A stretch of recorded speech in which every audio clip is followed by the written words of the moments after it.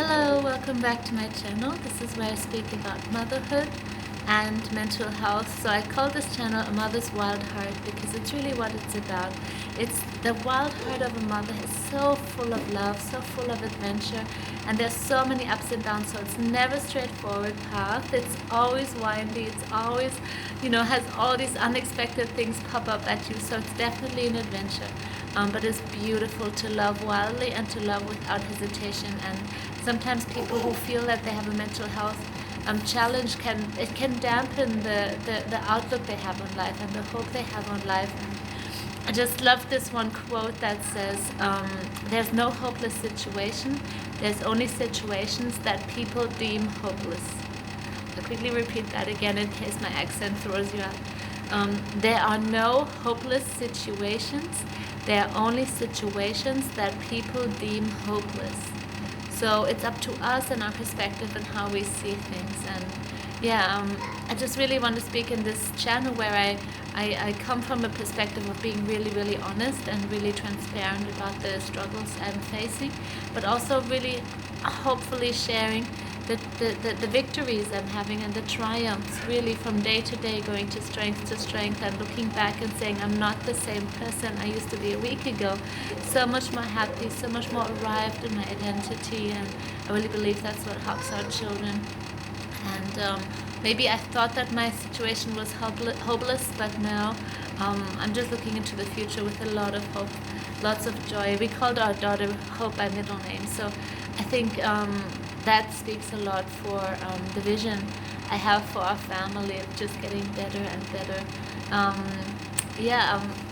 Really quickly today I wanted to speak about how, there's this book called How to Make Friends and Influence People, and if you've read it, you know where that is going. But I liked a different approach to that. It's not like draw people to yourself and you will attract people, you're a people magnet. And that's not necessarily what I'm going to focus on this video. It's more like how can you be a person where not the people get drawn to you like flies to a light.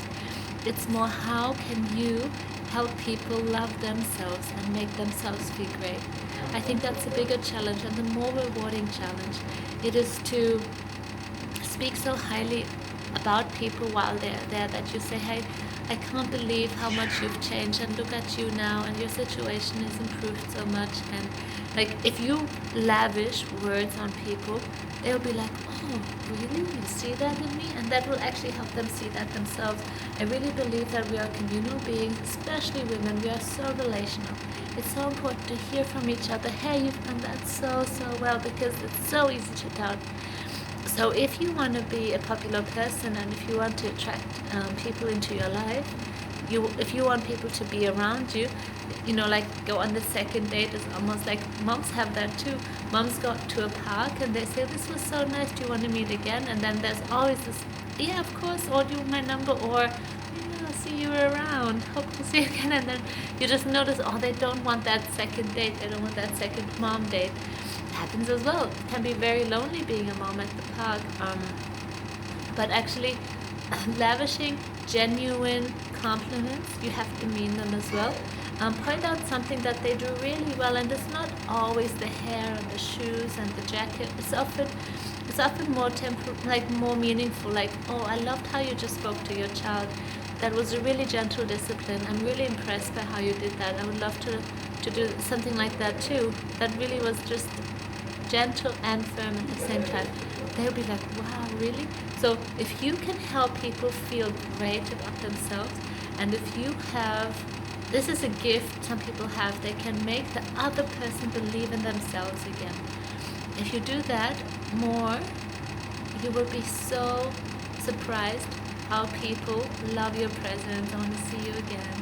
And so the key is to be honest. It's not just about forcing the compliments. It's more like just find something you love, and there will definitely be something. And it can be a small thing or it can be a really significant thing. And when you say, this really, really impacted me, say that with genuine heart. People will pick it up if it's not even the case. But with everything, if you develop it more, it becomes a habit.